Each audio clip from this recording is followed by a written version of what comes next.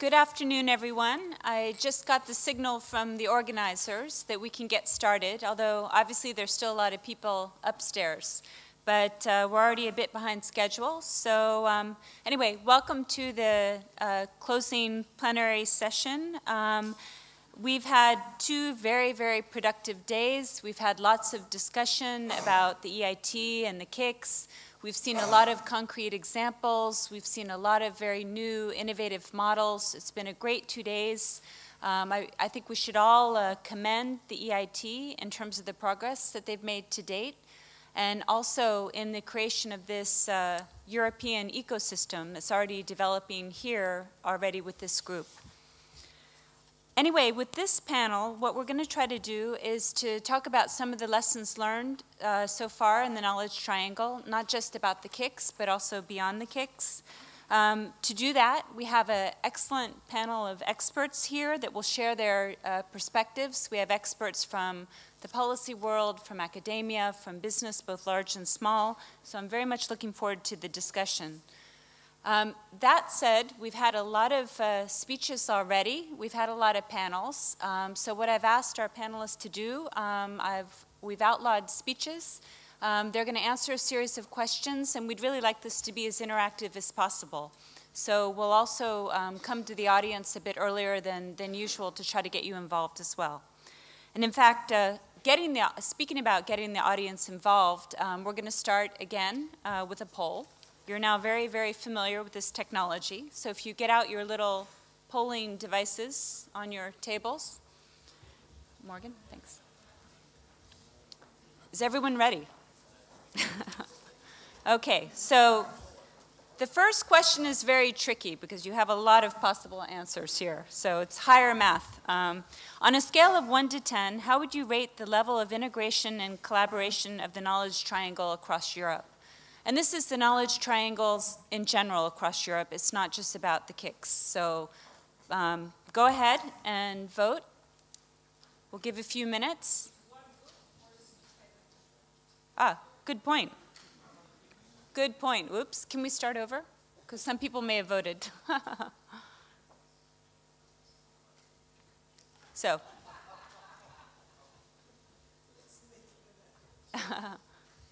So 10 is best, okay? Just so everyone's clear. So you have more time now to think about your response. Okay? Can we re-go or no? I'm just waiting for the signal. Yeah? Okay. Okay, so perfect. Okay, so we're ready to go. So on a scale of 1 to 10, 10 being the best, how would you rate the level of integration and collaboration of the knowledge triangle currently across Europe? Again, not just KICs, but more broadly. Okay? Make your vote. Morgan will let us know how it's going. Okay? Only 100? I think there are a few more people in the room. No? More? 101. Okay, that was the last one. Thanks. Okay, so, okay, so it seems there's room for improvement. All right, well, okay, and now I hope I know the answer to the next question. How do you expect this to change in the next 8 years by 2020? Okay, you can go ahead and vote. I hope I know the answer. And Morgan will let me know when we're set. Okay. Should I click or? Okay. Okay, good. Okay, so at least it seems that the current situation of the knowledge triangle is perhaps not optimal at the moment, but we're very positive that things are going to get better, 77%. So that's good news. Okay, so with that, what I'd like to do now is to turn to our very distinguished group of experts here. And again, what I'm going to do is ask them a couple of questions. The first question is, how can the different actors within the knowledge triangle more effectively collaborate and complement each other? how can a common set of objectives be found, or a common language? So we've spoken about this already a bit, but we wanted to hear their perspective about concretely what should these different actors be doing. What are some of the conditions necessary? What are some of the incentives that are needed? And what are some of the obstacles that we need to overcome? So again, very concretely, we look forward to hearing from our experts. And I'd like to start with Anne Glover. She's the Chief Scientific Advisor to President Barroso. Anne? Thank you. So what do we do then to increase the collaboration between all these different actors? The one word, incentivize, is an important one, because at the moment that doesn't really happen. And I notice very much for me with the business community, particularly small business, they know that they need to be smart to survive, but they think in many instances that it's a luxury to spend time with people that generate knowledge. The other thing that happens, I think generally that we could sort quite easily, is that we need to listen more as people who generate knowledge, and I guess I'm probably in that category as I've been a researcher all my life. Then if I think about how I interact with business, and I'm just talking at the moment about a two-way interaction, then what I generally do, because it's always happened this way, is I turn up at the business and I tell them what I do. So I launch into a speech about what's fantastic about the research that we do. And I don't take time to ask them what the big challenges are for them. And I think that if we had a culture, a much better culture of where business expected to talk about the challenges that they have, and then provide that as that in itself is the challenge for researchers, is how do they provide the solution for that? And that's very simplistic, but actually I think it's the really important thing. It's the one fundamental thing where things could change. And I've seen it working in small scale, where if you think about where research institutes and universities are based, they're often in cities or large towns where there are businesses. I think that every researcher should have an obligation to befriend a business person. And the obligation should be to go there every month, at least, once a month would do, and just have coffee with them and talk to them about what they do. It doesn't actually matter if it's in the same area that the researcher works. And I think I've seen this happen, and what happens is you get an entire environment of trust, understanding, interest, excitement about what's happening, and a transformation in how people view knowledge and how it can be used. So instead of it being a luxury, it starts to become a necessity. So for me, the two things is listening to what the problems are that need to be solved, and then listening and then incentivizing that whole behavior from everyone's point of view. And I think it's easier to incentivize from a researcher's point of view because you can measure them on it. But you have to think it has to be a smart measure, because measurement can change behavior, and we want to harness that in a positive way. So at the moment, researchers don't do what they don't get credit for. So those sorts of things I think we could use to transform how we move knowledge around in that whole environment. And Anne, just to follow up on that, you talked about incentives for academics. We know that currently academics are rewarded and promoted for academic publications and not necessarily for collaborating with business and commercializing. So how can those incentives be changed, and what will it take? So I think we'll probably always want to incentivize academics to achieve excellence. I think that's not unreasonable. But I think I would also be asking academics, and you can measure this. This isn't rocket science. You can see how many contacts academics have with the knowledge-using community. And similarly, when people apply for grants, then I would always challenge them, and this should be an obligation when you put in a grant application for funding, is that you should say who might be interested in the output of this research. And I would discount other scientists, because that's an a priori. You know, if other scientists aren't going to be interested, it's not worth funding, and you won't get the money anyway.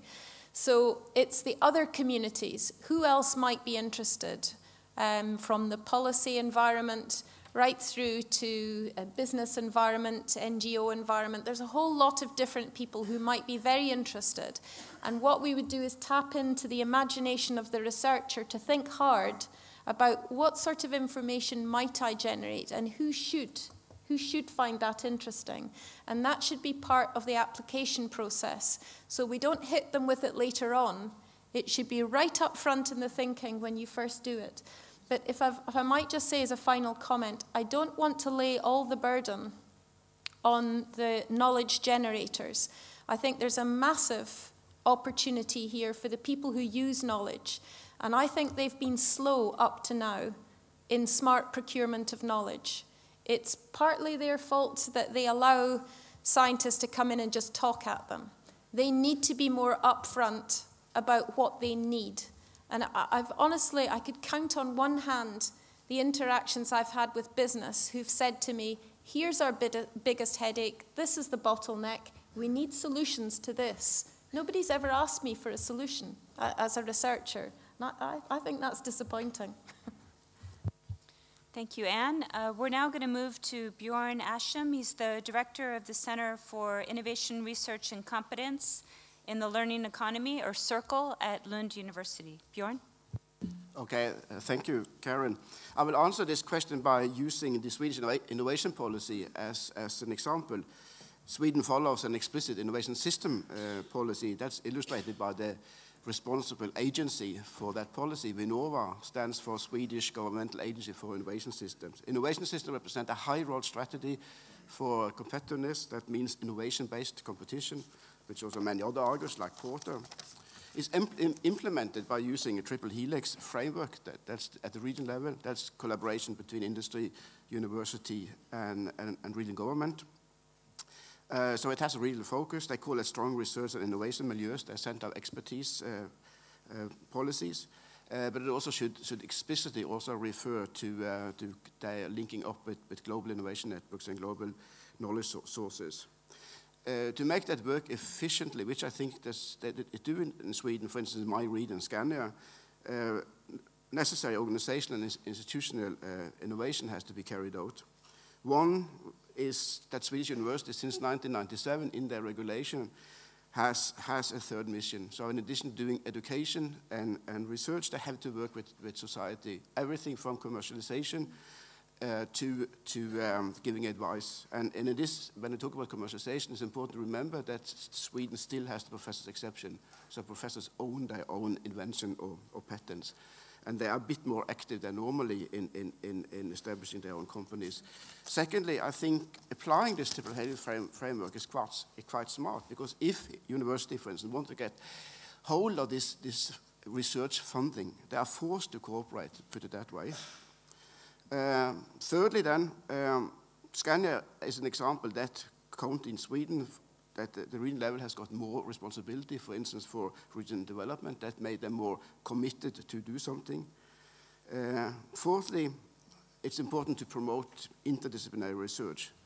In Sweden, it has been done through Center of Excellence funding from the Swedish Research Council, 10 years funding of Centers of Excellence, which more or less 100% has went to interdisciplinary research centers. So traditional disciplinary centers didn't get anything. And then fifthly, at the university level, university have to sort of follow up or adapt the organization to this new picture of strong collaboration, also on the third mission on the commercialization, by moving from mode 1 organization to mode 2. Mode 1 is the traditional disciplinary organization in departments and faculty to an interdisciplinary organization doing research that are much more application-oriented and then easier to make use of. Lund University has pioneered this in many ways. There's also other example. Aarhus in Denmark is a very interesting example of a grand experiment in the same direction, and has been transformed into an entrepreneurial university. And this is interesting because it's an old university from 1666. It's the biggest in Nordic countries, it's 47,000 students.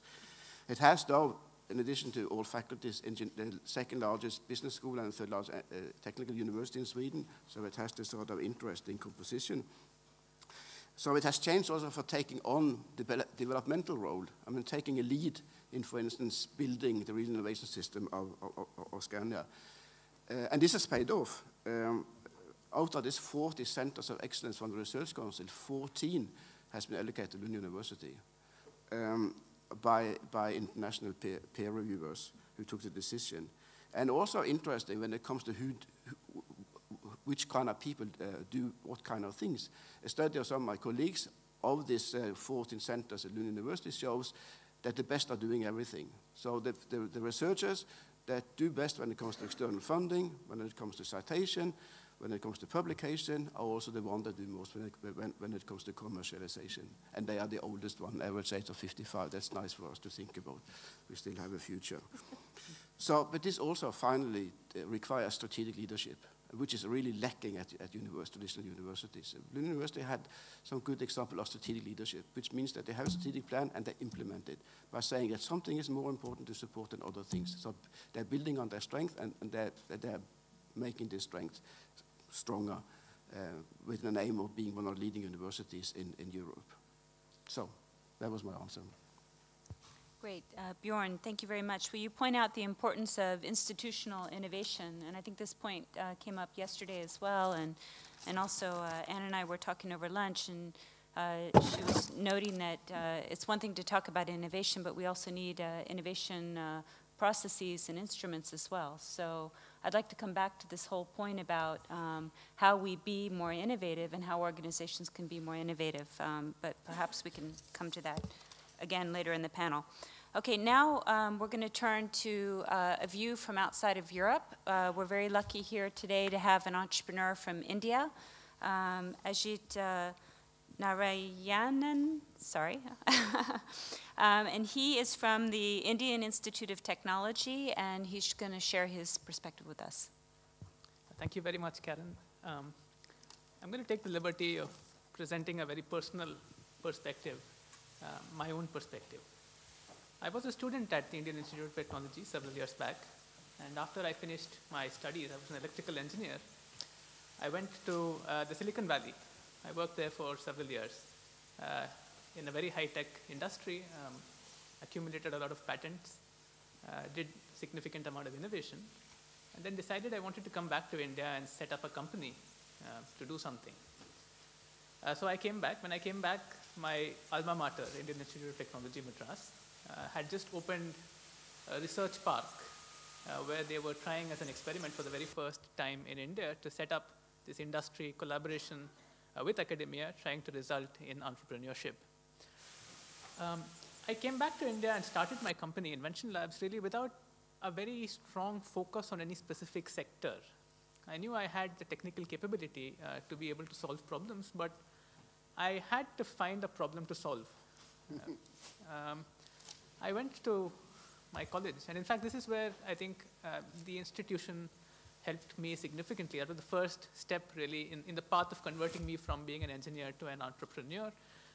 When I went to IIT, I found that there were a lot of professors there who keep getting problems from everywhere. You know, people come to them because it's a premier institution. People ask them, well, we have this problem. Do you think you can help us solve it? And of course, in India, the industry-academia collaboration is not very formal, and therefore there are no systems that are very formal in putting these things together. And so they look out for people who can help them solve, pass on the problem really to entrepreneurs. The specific problem that I was put onto, and this was from a group of professors who were working in the Indian Institute of Technology. They were helping a non-governmental organization in the same city, which was working with children with special needs, specifically children with cerebral palsy and autism. And they told me that there is this problem that exists, and is this something that you would like to take a look at, because it's a big problem in India, it's a huge problem, and there is nobody to solve it. And if there is a solution that's going to come out, it's going to be a technology solution. I started working with that NGO. I took up that problem. So I started working with that NGO to come up with a solution. I knew that the problem existed. It was real because of the direct interaction I had with that group. Once I had come up with some semblance of an innovative solution, there was access to funding primarily from the government in the form of a very small grant, but a small money goes a long way in India. So I was able to take my invention and make a product out of it. Subsequently, I was also able to, so when I developed this particular product, I realized that a lot of work had been done in these sectors. You know, my specific project was in providing communication assistance technology, technology that helps people speak. I found that there were a lot of big companies that had technologies in these areas. And so I was able to establish collaborations with 2 or 3 of these large companies and therefore use their technology, license their technology without having to go through that technology development process myself. So really that's my experience of the knowledge triangle. The Indian Institute of Technology gave me the incubation space and also directed me to an important problem to solve. The government, through a certain department, was able to fund a certain amount of that development. And there were large companies that were able to provide technology for me to make a product without that investment. I think the second question, really, the second part of the question about the common language is also something that I think I can answer from a personal perspective, because in my opinion, the common language of all innovation, of all engineering, is really the impact. You want to make sure when you're working with a fixed amount of resources, with a fixed amount of intellectual capital, with a fixed amount of financial capital, you're working on really important problems.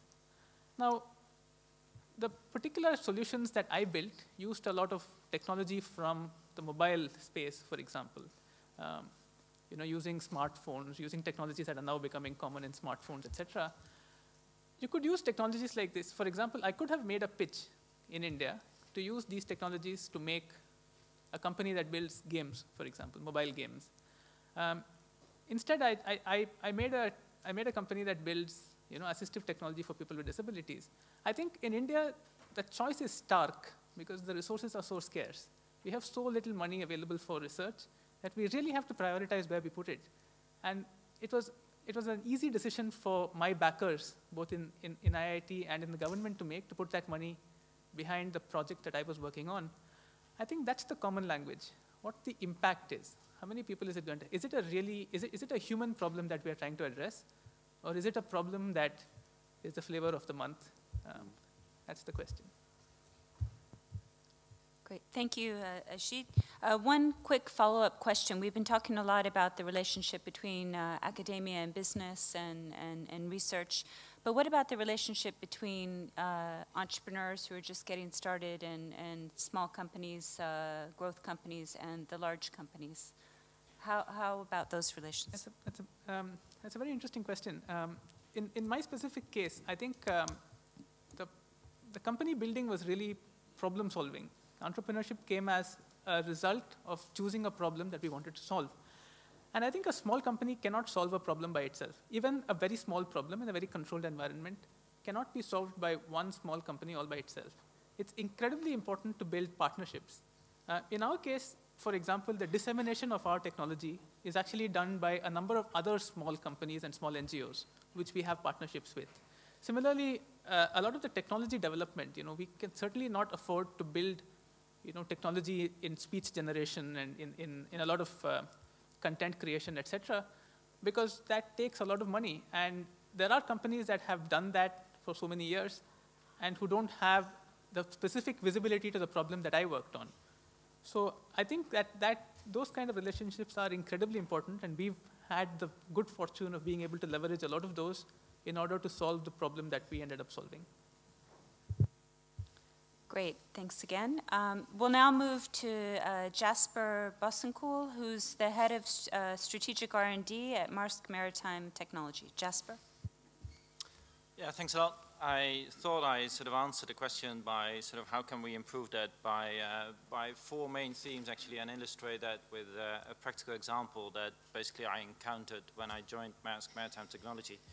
How can we improve? Well, first is, and it ties a little bit to the point that Anne made, getting your homework done and be clear about what you're trying to achieve with the collaboration with universities. When I joined Maersk Maritime Technology, I asked the group, and being responsible for innovation and therefore also collaboration with university, I asked, okay, I'm from outside the maritime industry, what are the top 10 universities that we want to collaborate with, and on which specific challenge do we see a leader that could help us?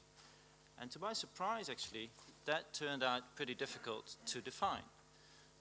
It turns out that we were collaborating a lot with the university, but no one really put a strategy in place saying, these are the challenges that we have, and these are the top universities worldwide that could help us solve that challenge. So that's one, getting your homework done first. And I think that also holds for the universities, being clear about what they want to get out of collaborating with Maersk.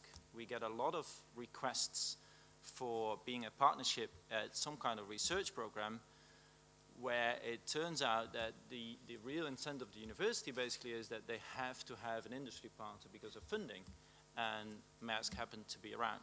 So getting that sorted out first, I think, is good. The second one is basically set a clear objective. For those of you who like the work, as I do, from Jim Collins, set a BHAG, a big, hairy, audacious goal.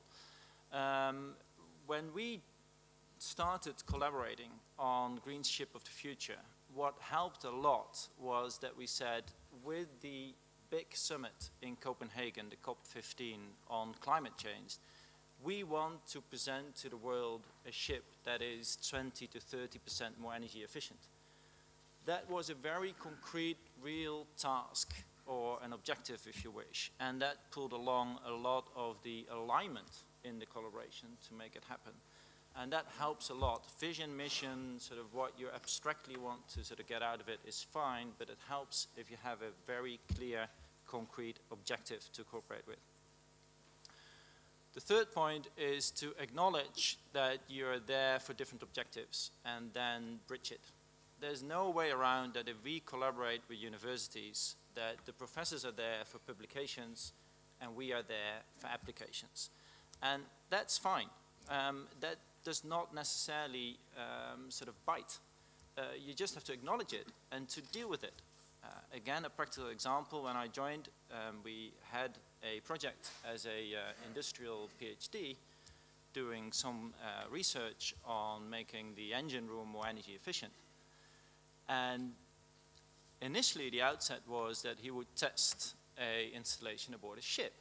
For one reason or another, that installation wasn't there or wasn't ready.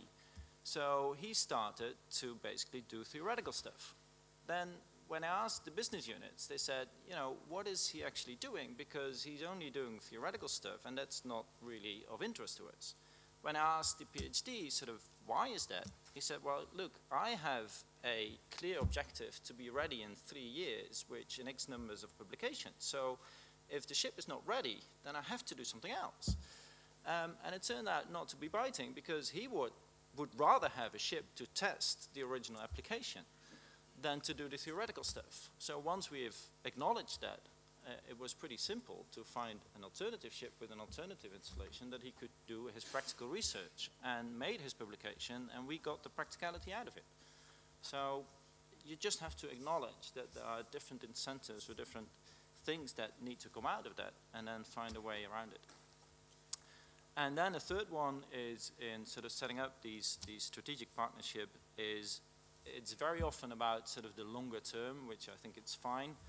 My sort of feedback would be, don't forget the short term. If we were to collaborate in a program, of course we're interested in establishing a partnership for the longer term, but we also have to deal with the business reality that our business units, they want the application sort of in a year or in 2 years' time. So the different time horizon still is a challenge. And even if you embark on a partnership of, let's say, 5 or even 7 years, which is long for our business, then please do not forget to state intermediate milestones and objectives of, let's say, 2-year periods. So that was the 4 sort of messages that I would like to comment on. Great. Thank you, Jasper. In terms of these long-term partnerships, you talked about the importance of benchmarking, and I very much agree with you. How in these long-term partnerships, how do you, you want to have certain benchmarks, you want to see that you're making progress. How do you also build flexibility into the process as well? Because obviously things change in the partnership over time. Yeah, it's a good question, and it varies a little bit project from project, but I think one important stuff is to keep the close dialogue so that you're flexible along the way and that you don't sort of sign an agreement and then sort of get back every once a year in some abstract steering committee, but that you really have sort of an ongoing dialogue and have the ability to jointly steer the project in the right direction based on mid-year results. But it depends a little bit sort of on project by project, I'd say. Great, thank you. So now we'll hear comments from Yurio Novo. He's a member of the EIT Executive Committee. He's also a professor. He's been in academia. He's been in business. He's been on the policy side. So we look forward to your perspective. Thank you, Karen. Really, I have been probably all my life working inside the knowledge triangle and nowhere else. That is very in a simplistic way. Let me start with some of my earlier experiences about industry-academia collaboration. This is an example of a failure. We decided about 10 years ago at Nokia, to collaborate with MIT with a prestigious program that was called Oxygen. Idea is very much similar to what the EIT ICT Labs is having here right now, but we were 10 years earlier. The idea was to make ICT as easy to use as breathing the air. So it's just natural. And so we decided to spend $5 million over 5 years in this project, and there were 4 or 5 other companies doing the same. And then what was the learning after 5 years? MIT was able to use the money, yes, and we had an R&D center in Boston area, so it was in close proximity. And yet it failed, I would say, rather miserably in that sense that we did not have manpower or capacity or readiness to participate in that program. So it was academic research doing something I don't even exactly know what they did afterwards. After that, Nokia has been really learned the lesson and has been extremely tightly integrated inside the university, putting equal amounts of own people and the researchers in the same physical locations, and so really trying to integrate this quite part of the knowledge triangle, industry-academia collaboration in a much better way, and now it seems to be that's in the right direction. Obviously, EIT has very similar objectives now, and it's doing quite excellent job, as we have been hearing all these days. Another thing now, as after retiring from Nokia, I'm kind of doing what I think is good for the mankind, or good for what I like to do in addition. And one example where which I got the idea from industrial top management leadership training. What could I bring back to academia from that direction? And that was that I started to organize a course called Bit Bang, which is taking the bigger picture of what the information technology might have in the society and so on. Multidisciplinary course. I have artists, business people. I have business students. I have physicists, mathematicians, engineers, all disciplines participating in the course. And it's probably the most positive, eye-opening experience that I have had during the last 4 or 5 years. The excitement of the people, of the students, when they can work on multidisciplinary challenges, real tightly integrated teamwork. We are writing one of the outcomes is we are writing a book in English every year, and the students are writing in very intense teamwork and many other things. So really this really tight integration and teaching the broader picture, like this year's theme is future of internet, societal, business and governance issues. Technology is out. And they start from scratch and write a marvelous book on that. So this is just showing how. Okay, then discussing at the end of the course what kind of learnings it was. They felt that this kind of multidisciplinary, broader scale education should be given at even younger age, or at that master's level as well. And then the discussion continued, and this is something that touched me a bit, was that they said that now when we get our PhDs, we don't have opportunity anymore to look at the broader perspectives. We have to publish. We have to excel in scientific publications if we want to have an academic career. So it's kind of a bit risky, too narrow path, which is very much now facilitated by the bibliographic measures that are so easily available. You just go to Google and you get a ranking how good a professor is or how good a researcher is. It's almost trivial now, and people are really maybe putting a bit too much emphasis on this kind of research excellence. And this is an area where I feel that the EIT, we have a task to do and accomplish, and really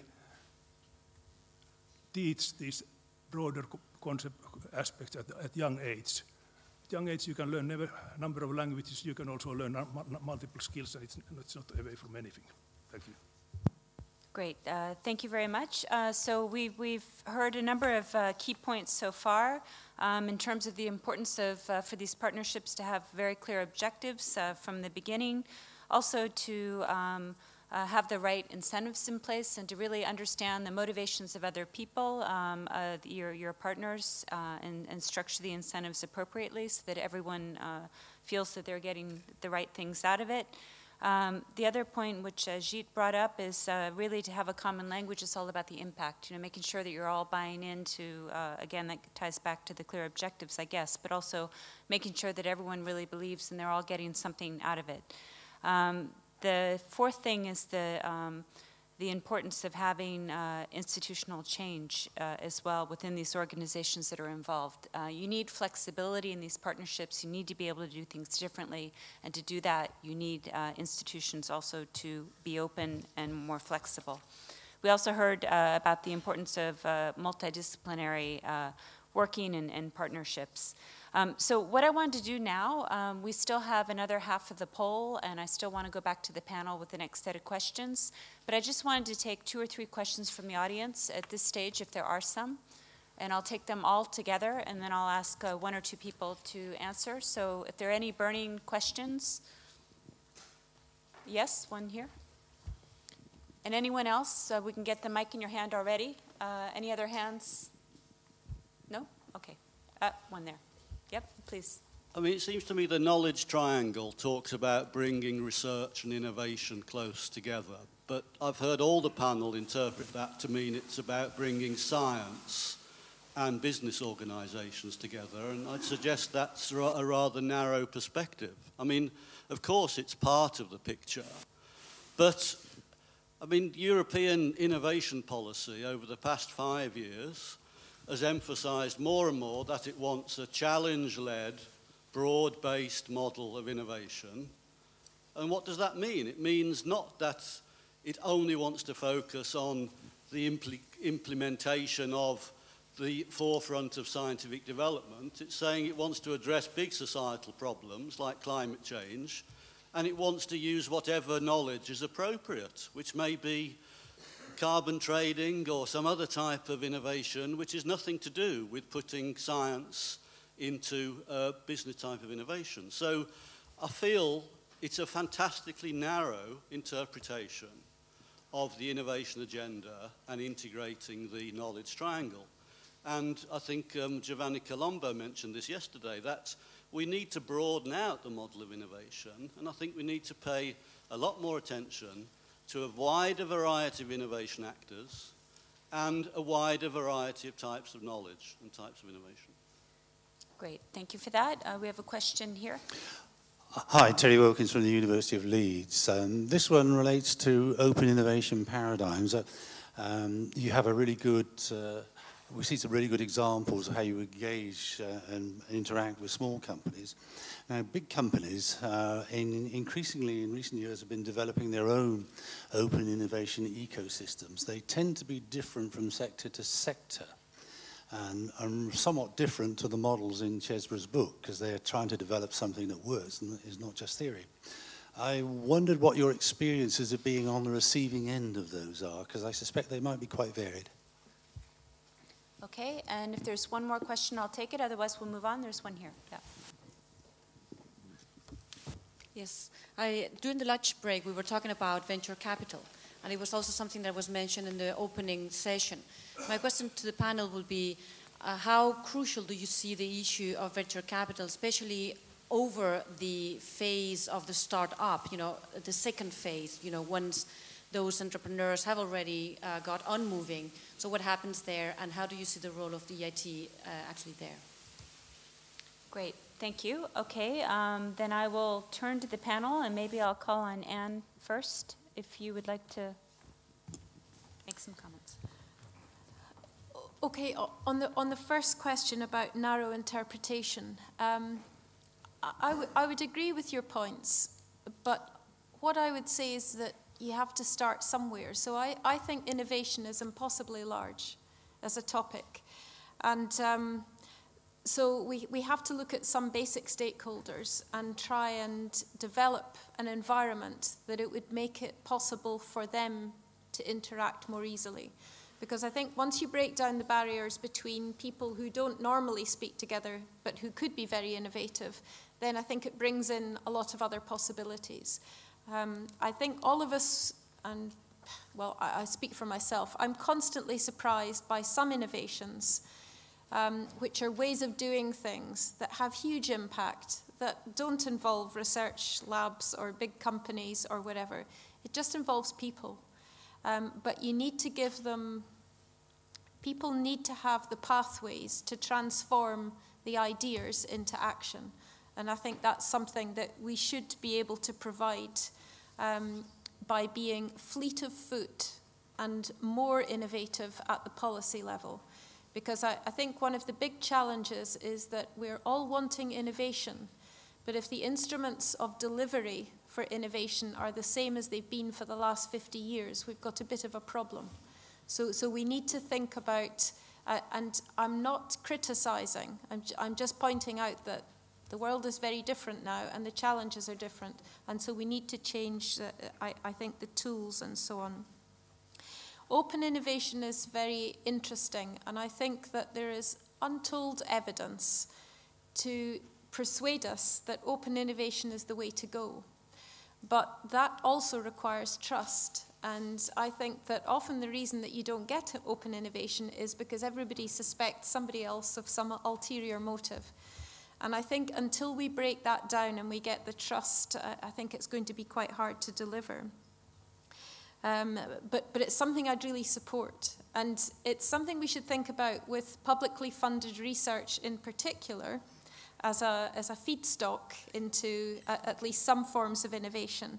That should we really be thinking about universities or research institutes making money out of that? I think we probably shouldn't. We need to use intellectual property approaches imaginatively to enable the use of the knowledge, rather than what so often happens is it actually restricts the use of the knowledge. So I think there's a big potential there. And last thing in venture capital, well, it's absolutely crucial. But the problem is, as we did mention at lunch, I always think people talk about risk capital, and I almost think risk capital doesn't exist in Europe, because people who want to invest with no risk. So it's like no risk capital that we've got in Europe. And, you know, you have to, we have to grasp the idea that it's worthwhile taking risk because it will generate reward.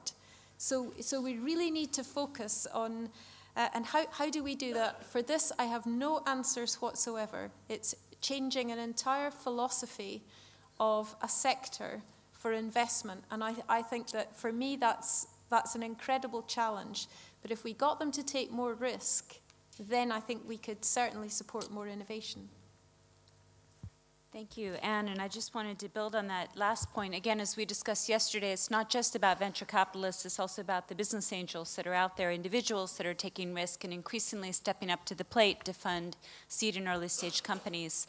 But the other point, Susanna, that you made behind your question is that, we tend to talk about funding for the beginning of a company's life, but we don't think about funding solutions for later in their life as they go through different growth phases.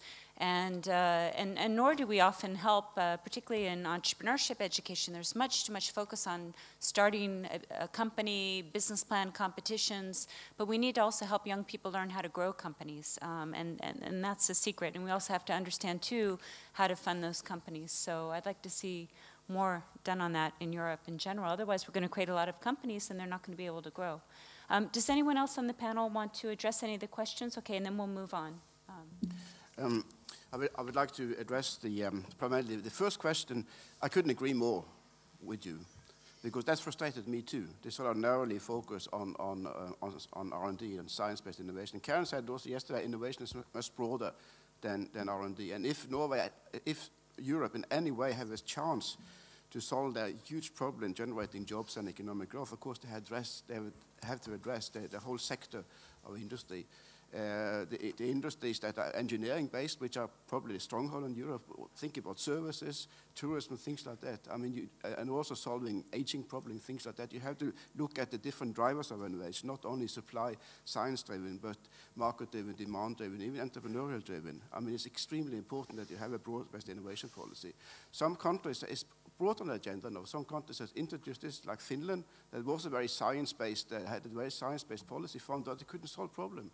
They tried to generalize the model from ICT where it worked to biotech where it's a failure. Israel has the same experience. It's costly, high failure rate, and take a long time. So look at South Korea and Taiwan. They went for this medium circuit type of product, like consumer electronics, mobile phone, things like that, 3-4 years, needs a very solid knowledge base of engineers. That's synthetic knowledge. That's not science-based in the same way. So of course you have to think much more broadly to solve all the problems. And then when it comes to open innovation, I think it's very important to remember the importance of sort of capacity of human capital. It's a key to make it function. Secondly, also it's important to remember there has to be balance between internal competence, internal R&D, for instance, and what you access. So Jasper is a bit sort of unclear or fussy about that. If you outsource everything, you lose your competitive edge. That has to be remembered also. Okay. Yes, open innovation comes in many flavors and many colors, so there's a full spectrum of those, and it's obviously extremely important as a concept and applies better in certain industries and a bit worse in other industries. But another angle to innovation is also this kind of grassroots level innovation, which is now extremely easy, as you can see in the ICT mobile phone domain, for instance. Everybody can innovate, and that is also very interesting. Actually, probably more companies are growing there than in any open innovation arena right now. Great, thank you. So you all will have chances again to ask more questions at the end. What we're going to do now is go back to the poll. We have 2 more questions. So for the last question, you all said 77% of you said that you expect integration in the knowledge triangle to increase over the next 8 years. So now the question for you is, what factors will drive those changes? A, evolution based on increased experience in this area. B, actions at the EU level. C, actions at the national level. D, actions at the regional level. Or E, other. So please go ahead and vote.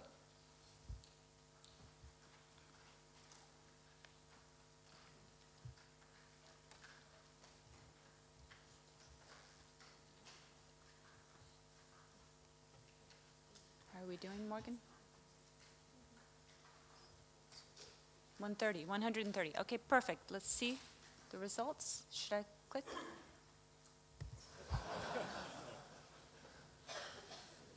Okay. All right. So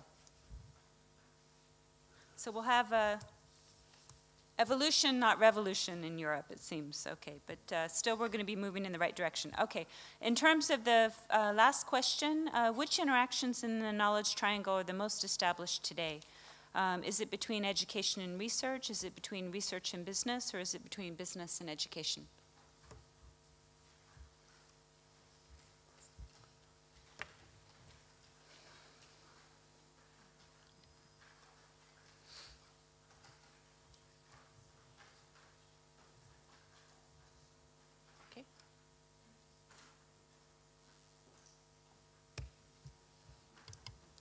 Okay. Education and research. Okay, well, I guess that was an easy one. Well, all right. So we have the biggest work to do between business and education. I think that point has come out several times during the last 2 days. Okay, well, what I wanted to do now is to turn to the panel again for the last set of questions, at least from me, and then we'll open it up again to all of you. You know, we see that when I asked question 3 about the factors and who are the people who are going to drive this change, the question for the panel is, what types of people or organizations can and should take the lead in facilitating greater collaboration and integration? And it seems that from question 3, the audience had very mixed views on that. So I'd like to hear from the panel on that. And the second part of the question is, does integration require physical proximity, and what conditions are needed for these links to be formed?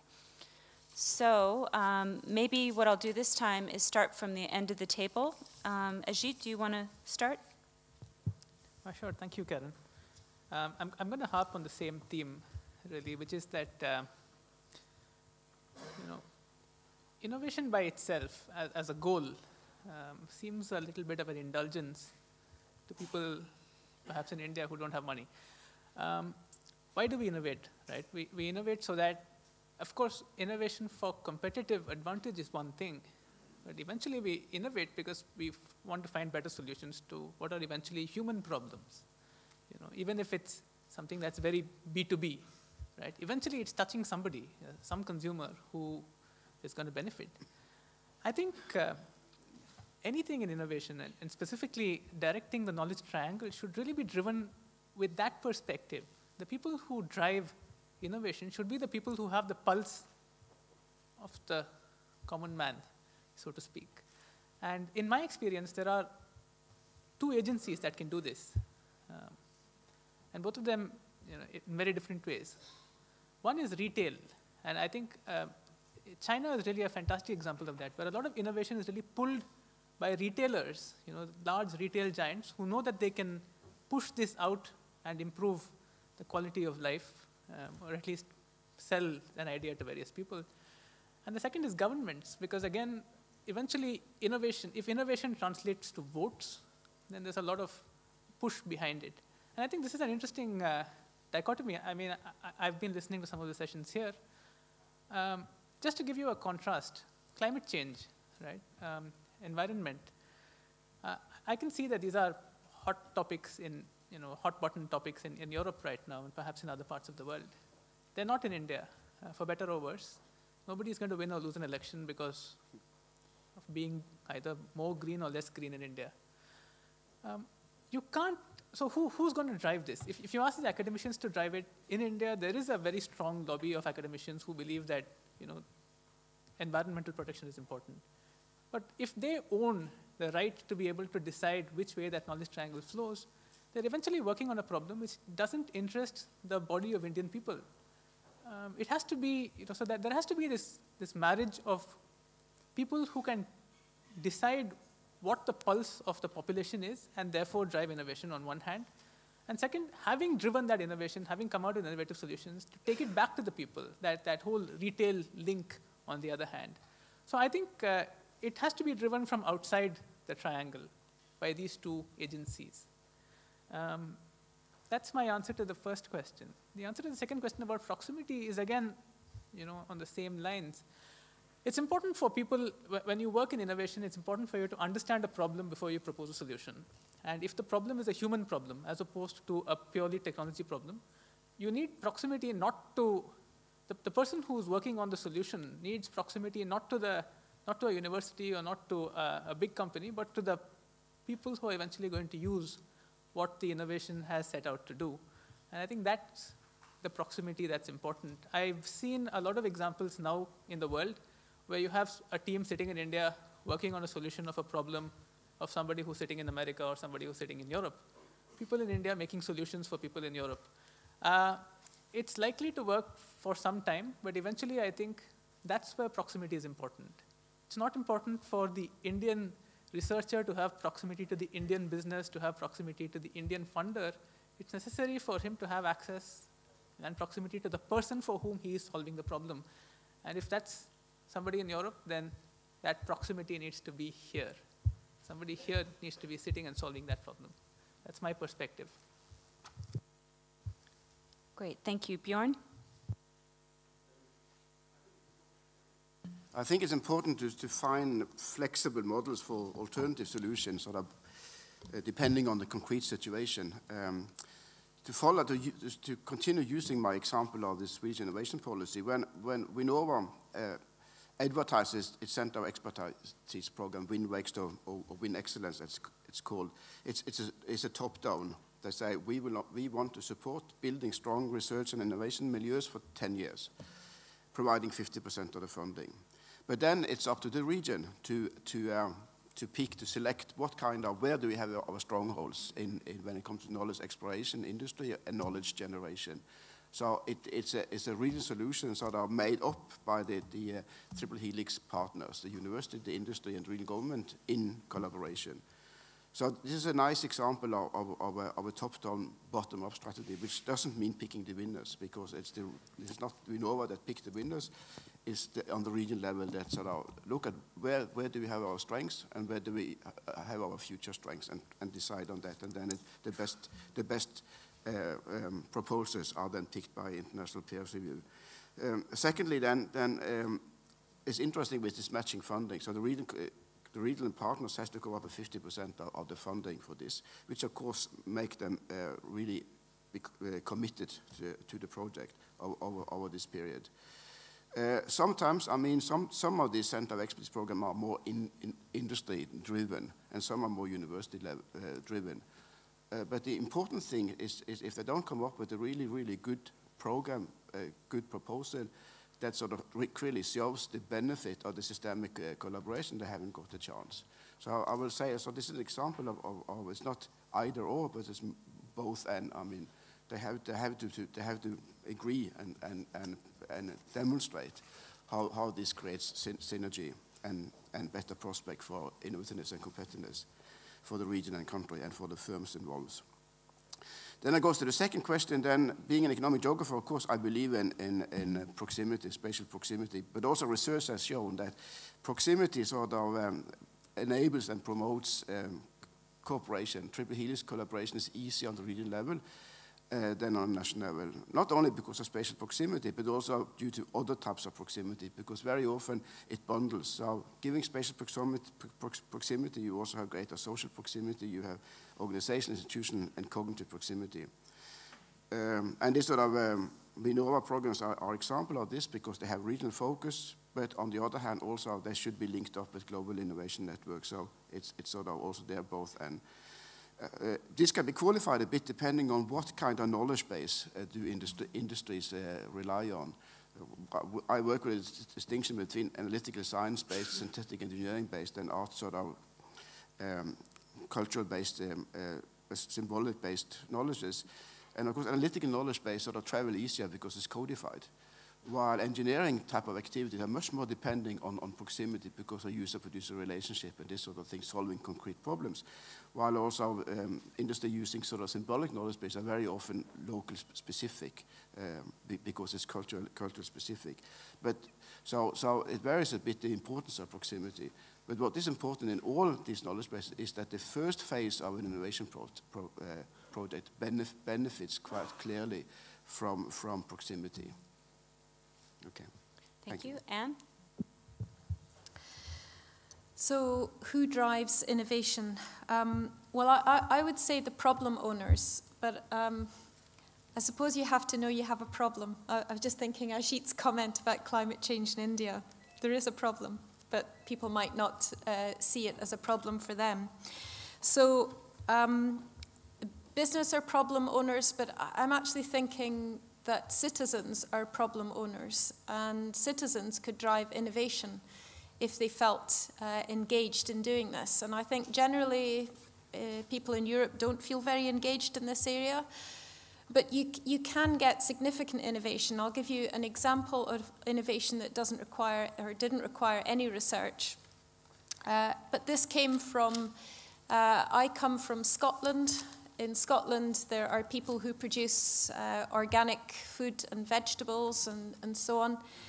And as in elsewhere in Europe, you get boxes of vegetables delivered to your house every week. The problem is, as common throughout Europe, is that about 30% of that food is wasted. We throw it away, which is an enormous problem. So how do you get people to not waste the food that comes in the box to your door? And the problem for the producers is that they found that after a few months, people stopped ordering the box because they were guilty about what they were wasting. And the other big problem I should mention, for those of you who don't know Scotland, is that for a large part of the year, all that comes in your box are potatoes and turnips, okay? So we have a very restricted growing season. So where's the innovation that you can put into that mixture? The innovation that worked in the particular instance I'm thinking of is that the owners of that system thought that they would put recipes every week into the box. How simple is that? But imaginative recipes from around the world on how you can make potatoes or turnips very interesting. Okay, so what happened is, and this is retail driving innovation, is there was a massive increase, not just in retention of the service, but people telling other people, you should get vegetables from these people, it's fantastic, because not only do you get the vegetables, you get the recipe. So a simple piece of innovation, and the problem owner were the people who were trying to sell the vegetables, but it was a retail market. So for me, I think that's quite a good example. In terms of the proximity, I think it really helps if you are close to people and if you understand them. And it was what I was mentioning earlier about trust. And there's lots of ways that you can do this. But I'll give an example from yesterday. I visited here in Copenhagen the Center for Biosustainability, which has received a huge grant from the Novo Nordisk Foundation and is looking at using cells as factories for chemicals and pharmaceuticals and other agents. So a very interesting center. They have a policy, so within the center, of at lunchtime, everybody has lunch together. It's not an option.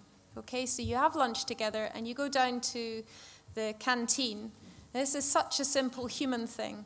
There is a buffet provided every day, and the protocol is that you take your meal and you sit where there is a space. You don't sit with your friends. So if there are 100 people in that center, 100 people know each other and discuss what they're doing and who they know and so on. So it's a very easy, if you like, systemic distribution of knowledge. And I would like to sit down and have lunch with people who needed knowledge for policy making, who needed solutions for business. And I'd like to do it in a very easy way. It would make my life better. And it would open up opportunities because I would get to understand people and what motivates them. And actually, Karen, if I might, the very last thing, it is important. It's a fundamental platform of innovation is to understand what motivates people. And the example I'll give you here, and it's not directly to do with innovation, is that I set up a company. And initially, I had to get funding for that company. So I had to go to funders and say what I wanted to do. And they often said to me is, what's your goal for this? What is it that motivates you? So I said what really motivated me was that the product of this company would make an enormous difference in X, Y, and Z. And it would allow me to develop new technology to do A, B, and C. And they would always say, that's very interesting, thank you very much, we'll get back to you. And they never did. And eventually I thought, who is it that I'm speaking to and what might motivate them? Because they're asking what motivates me. And I thought, what motivates an investor? So the next one that came along, and I made my pitch to, and they said, what motivates you? And I said, I want to make lots and lots of money. And they gave me the money. Okay, I didn't, in fact, want to make lots and lots of money. But what made them comfortable is they thought I was someone just like them. And that was the beginning. It was a sort of understanding that we were similar in some way that allowed the connection to take part. And it's about psychology, it's about sociology, it's about social science, using all of those factors to try and do things a little differently. So I admit it, I lied, but I got the money. So speaking of motivations and lunch, Anne, I did notice that you didn't take any potatoes at lunch. So I guess you had enough of them in Scotland. You can only eat so many potatoes. Okay, Jasper? Yeah, think about who is crucial to involve in innovation from a company perspective. I think the first sort of important thing to realize is that it would be my objective to involve as many people in my company with innovation as possible. So it's, and then I thought a little bit, well, it's tricking the question a little bit, because the question is actually not who to involve, but who should take the lead in this sort of facilitation. But I think it is important to sort of draw upon both the commercial and the technical people within at least my organization, and I think in general, to have this multidisciplinary team and large part of the organization involved in setting the goals and objectives. I think the other part from a business perspective that's pretty crucial in innovation is that there should be at least some alignment with strategy or backing of senior management. I think, generally speaking, innovation in a company does not happen if it's not in alignment or backed by sort of the strategy of the company as such. But then coming back to the really difficult question to answer about who should take the lead in facilitating, I'm tempted to say, ideally, it should be the commercial people that are facing the challenge of improving their products. And the reason why I hesitate a little bit is that it can sometimes be too big of a gap to have the commercial people talking with sort of R&D or technicians directly. So, but I think that should be the ultimate goal. So I can see some middlemen taking the lead and facilitating this dialogue. But ultimately, it's about translating these commercial needs into specific solutions. And then, with respect to the physical proximity, I think what is essential, especially in the first phase of innovation, is lots of dialogue and interaction. And of course, it is much easier to have a close interaction and a close dialogue when you're close by. Coming very close reading to the question, does it require proximity? Probably not, but it certainly helps a lot, I'd say. Great, thank you. Yurio? Okay. Talking about multi-stakeholder collaboration and integration, I really feel that it is a very much a leadership issue. And I have my own experience that these leaders are not that easy to find either. You may have a strong academic aspiration, or you have a strong business task. So who is the person who could take like a five-year job and put all his power in this leadership position? So that's a bit of a challenge. I have several experiences from this. The leader should be able to create a supportive, cooperative environment, really informal, support informal discussions, and many this kind of soft characteristics in addition to being relatively strict on achieving the goals. An interesting related comment came this morning from the Technopolis presentation where she was emphasizing the importance of funding enough this collaboration in comparison to how much you fund research or how much you fund on certain entrepreneurial activity, so that you really provide proper funding to facilitate this collaboration, so that you can really do the nice things and you can really integrate the things. Great. Great, thank you. Certainly leadership is a very important issue, but the other thing is what happens when leadership changes. I think we've all experienced that, and what kind of succession plan is in place and what happens when a different leader comes in place. That's why I think the institutional change is also very important as well. Over the proximity. Up.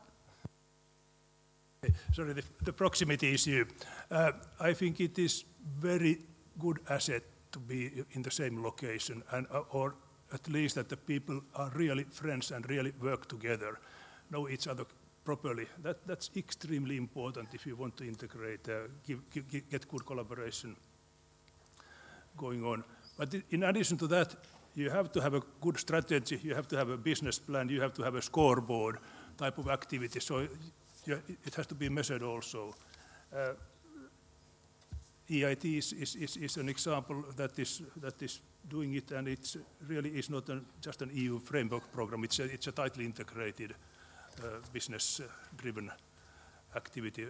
I think it's a very good example of how the proximity is being built in the system. Great. Okay, what I want to do now is open it back up again to questions. I just want to leave enough time for all of the panelists to give a final recommendation to the KICs, both the current and the ones that are coming down the road. Questions? Again, I'll take a bunch at the same time.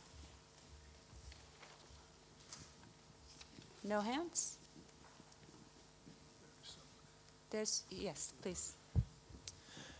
In my opinion, business and innovation depend very much on timing and alignment, and the market and its stakeholders are sort of opening and closing doors for new, let's say, solutions all the time or constantly. So from my perspective, this means that the integration of the knowledge triangle needs to be done continuously and very early on to actually make research usable, if we now take the scientific research perspective. But how do we create feedback and guidance or alignment, if you will, to make research usable without destroying free and novel thinking or breakthrough thinking? That is my question. Okay, next question is here. Yes, still about the potential narrowing of the meaning of the knowledge triangle. That has also something to do with the motivation that you have discussed now. I'm referring to the question that was posed earlier. I think that we are narrowing the meaning of the knowledge triangle whenever we are substituting the word innovation with the word business. And this happens too often. Because if we are making that operation, that means that we do think that that industry and business are the only vehicle to well-being. But it's not like that. And more it is emerging that there is at least a fourth actor, which is politics, public administration, and society, that should belong in a primary role to this sort of triangle. Instead, if we maintain innovation and not business, then it implies that research is not only useful for business, but also for other kind of objectives that do not belong to the business concept. What do you think about that? Okay, and we have another question over here. Yeah. Mark Parsons from the University of Edinburgh. I've, throughout my career, worked with companies because that's part of my organisation's remit. And my observation of that is that engagement between academia and universities is very, very varied. It can go from working with very small companies to very large companies. And one of the things I've noticed over the time I've worked with those companies is that large companies are amongst the most difficult to get them to put their hands in their pocket and to pay for collaboration and research. So I've a challenge to the panel, which is how to encourage some of our largest European companies to spend some of the huge amounts of money they have on this sort of innovation. Okay, and one last question if there is one, otherwise we will close up. Okay, then I will turn to the panel. Who would like to take on one or two questions? Any volunteers? Jasper. I guess I have to take up the challenge of sort of how to incentivize the big companies on sort of putting on money on the table for innovation. I think that sort of one of the things that we struggle with is coming back to what we get out of it. and how much of that is the ability to steer the objectives so that it suits us. And that's not sort of an unwillingness, but it's also a process of learning of sort of what are the different universities doing then, and what is the red tape with all these sort of partly publicly funded programs, and that's really a challenge sometimes for us to find out. I think there's no, at least if I speak for Maersk, no sort of inherent thing that we do not like to cooperate, but it's more like we have to be able to clearly define internally also what we get out of it, and probably are therefore a little bit critical on sort of when we collaborate and where. And yeah, as a big company is big, it also means that you have multiple stakeholders internally and sometimes longer processes. Although from experience, I think these are the minor problems. The major problems are really to find out what is the red tape associated with it, and how can we shape it so that we can clearly state sort of what comes out of it, and do we benefit from it. Hope that answered the questions. Bjorn? To the first question about the purity of science, I think basically the distinction between basic and applied research is a very sort of science type distinction. I mean, for social science, especially social science that we do in the Anglo-American and the Nordic countries, including the Netherlands, are very instrumental. I mean, we have the ambition of solve a societal problem. We identify problems that we want to sort of find solution on, and we do research, and then we hope it will be applied. For innovation research, like my centers are doing, it's basic research, but it has a clear, strong application orientation. So this, for me, goes together, and a lot of engineering-driven research, like you pointed, also would have the same position. So I think you shouldn't exaggerate these problems. When it comes to innovation and business, I fully agree with you. You know, and you pointed the public sector. I think solving climatic problems, solving aging problem, needs an active role of public sector. So public procurement for innovation in these areas are extremely important, and there's a huge sort of potential there also for to develop competitiveness in addition to doing things smarter and better and provide solution. So innovation is for me one of the global challenges to solve this problem of everything from aging climatic problem to lack of economic growth, job creation, and things like that. And that's why I think it should not be knowledge triangle, which points too much on sort of pure science and knowledge exploration. It should have been innovation triangle, according to me. So that's my sort of suggestion, change the name. Okay, so with that, I think we need to move to the final concluding comments from the panel so that we're on time for the next session. So I'll start on this end. Yurio, would you like to start with your recommendation for the KIC based on your one recommendation, each person one major recommendation? This is a bit challenging for me as I'm inside the EIT, and I'm 100% in line with what is happening there. But obviously, we have a good start and there's good momentum, excitement, enthusiasm in the KIC. So now the next phase really goes in really proving that we can deliver. And I think that is where we are now entering, and really delivering measurable, visible, societal scale solutions. That's my suggestion. Thank you. Jasper?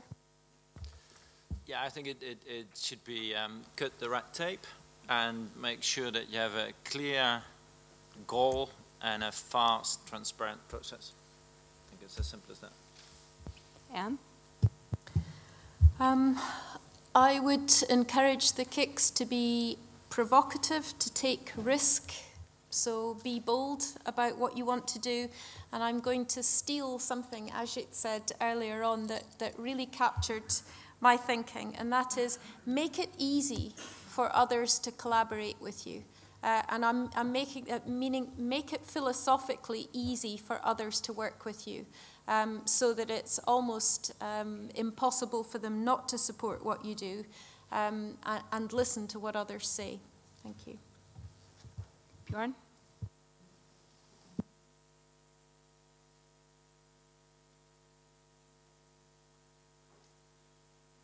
I would, when the number of kicks sort of are increased, I think this reflection on this sort of more broad-based interpretation of innovation, I think is important to keep in mind. And also within this, I think it's important to think about also diffusion. But if you want innovation to have impact on society, it has to diffuse. That creates job and employment. And then I like the sort of underlining also of education. Education is so important, and this is a really, really big problem for the part of Europe that has great economic problems today. Thank you. Ashit? I think we need to realize that the flip side of entrepreneurship is that companies fail. A lot of companies that get started through the kicks may eventually not succeed. My recommendation, very humble recommendation, would really be work on problems that are important enough that even if you fail, it doesn't mean the end of the world. I think Warren Buffett said at some point, I think it was him, he said, invest in companies that you want to succeed, right? So I think the kick should invest in problems that they want solved, even if they don't end up solving them. Great. Well, thank you. I think we should all thank our panel of experts here. I think we got a lot of good ideas, and hopefully it was helpful input for all of you and also for the kicks. So thank you to our panel.